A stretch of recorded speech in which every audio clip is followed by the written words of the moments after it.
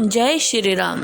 अब तक हमने सुना कि सीता, राम और लक्ष्मण मुनि वाल्मीकि के पास जाते हैं और उनसे निवेदन करते हैं कि कोई ऐसी जगह बताएं जहां पर वो अपना बाकी का समय व्यतीत कर सकें और खुशी पूर्वक रह सकें। तो ऋषि वाल्मीकि जी उन्हें चित्रकूट पर्वत के बारे में बताते हैं।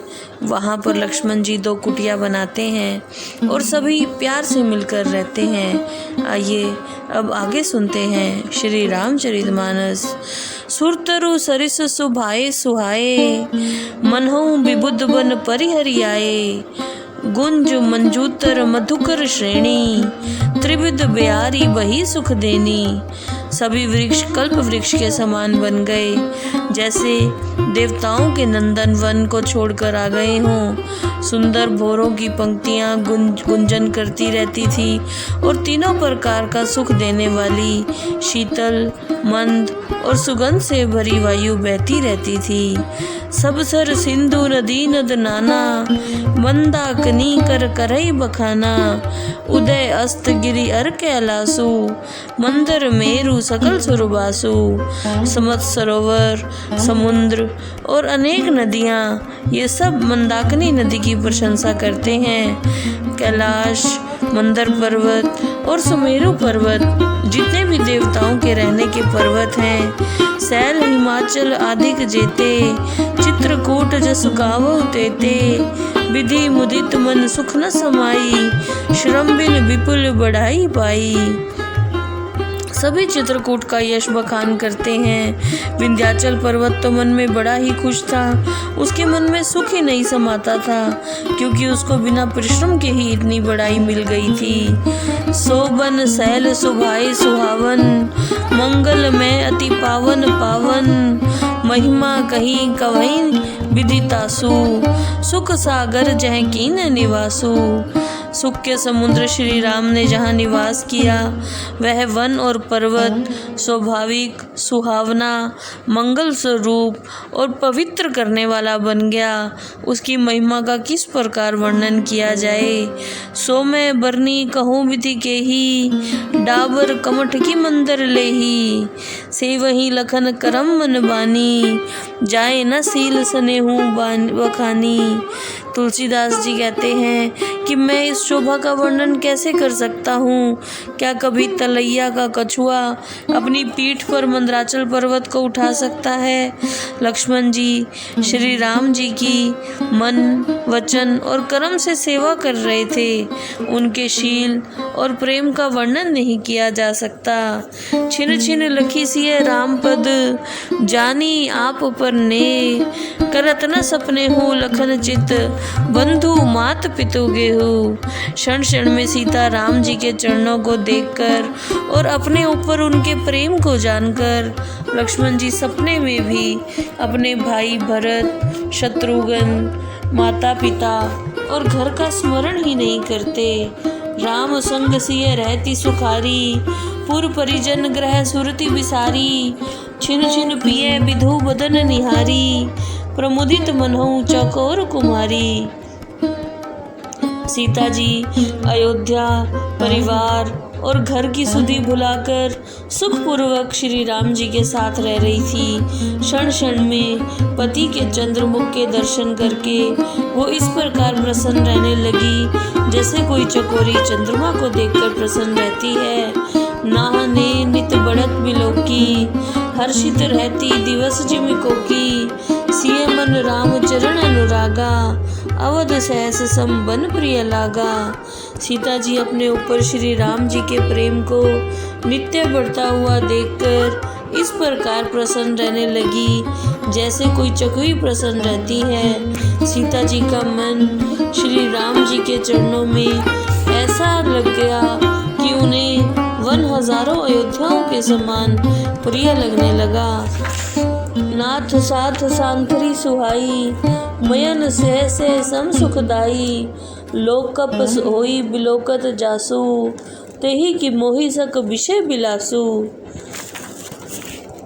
श्री राम जी के साथ होने से कुशा और पत्तों की सुंदर चटाई भी सीता जी को सुख देने वाली प्रतीत होती थी, जिनकी कृपा दृष्टि से मनुष्य लोकपाल हो जाते हैं। क्या उनको कोई भोग विलास मोहित कर सकते हैं? सुमिरत राम हई तजई जन, तृण सम विषय बिलासु, राम प्रिया जग जननी सिय, कछु न अचरज तासु। जिन श्री राम जी का स्मरण मात्र करने से भक्तजन विषय संबंधी सुखों का तिनके के समान त्याग कर देते हैं, तब श्री रामचंद्र जी की पत्नी और जगत माता सीता जी विषयों को त्याग दे तो इसमें आश्चर्य की क्या बात है। सिया लखन जहि विधि सुख लही, सोई रघुनाथ करहि सोई कही, कहीं पुरातन कथा कहानी, सुनई लखन सिय अति सुख मानी। श्री रामचंद्र जी वही काम करते हैं और वही बात कहते हैं जिनसे सीता जी और लक्ष्मण जी को सुख प्राप्त हो। श्री राम सीता जी और लक्ष्मण जी को पुरानी कथाएं सुनाकर उन्हें दोनों को सुख देते हैं और दोनों ही बहुत ध्यान लगाकर सुनते हैं। जब जब राम अवध सुधि करई, तब तब बारी बिलोचन भरई, सुमिरे मात पितु परिजन भाई, भरत स्नेहु सील सेवकाई।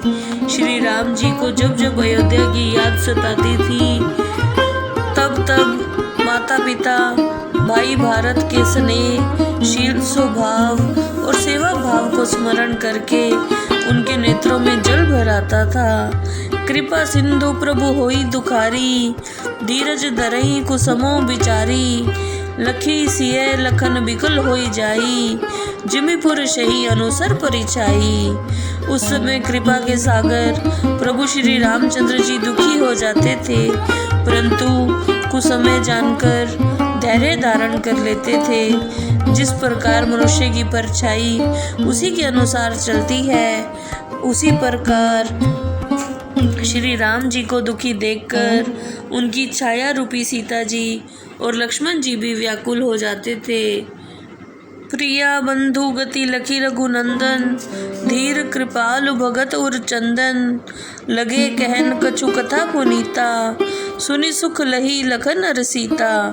प्रिय पत्नी और भाई लक्ष्मण को व्याकुल देखकर भक्तों के हृदय को शीतल करने वाले चंदन रूप धीर दयालु श्री राम जी कुछ अच्छी कथाएं सुनाने लगते, जिन्हें सुनकर दोनों सुख का अनुभव करते।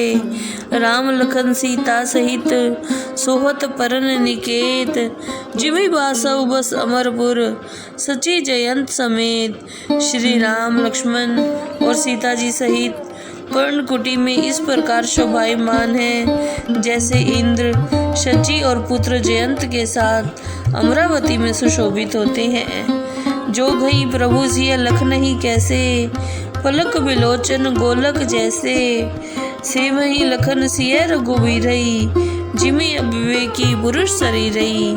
प्रभु श्री राम जी सीता जी और लक्ष्मण जी की इस बाती रक्षा करते हैं जिस प्रकार आंखों की पुतलियों की रक्षा करती हैं। यही विधि प्रभु बन बसई सुखारी, खग मृग सुर तापस हितकारी, कहूँ राम बन गवन सुहावा, सुनऊ सुमंत्र अवध जिमियावा। इस भांति पशु पक्षी देवता और तपस्वियों के रक्षक बनकर प्रभु श्री राम जी वन में रहने लगे। तुलसीदास जी कहते हैं कि श्री राम जी का वन जाने का मैंने जिस प्रकार वर्णन किया है, अब आगे मंत्री सुमंत जी दूसरी तरफ अयोध्या में लौट जाते हैं और फिर आगे की कथा तुलसीदास जी बताते हैं। जय श्री राम।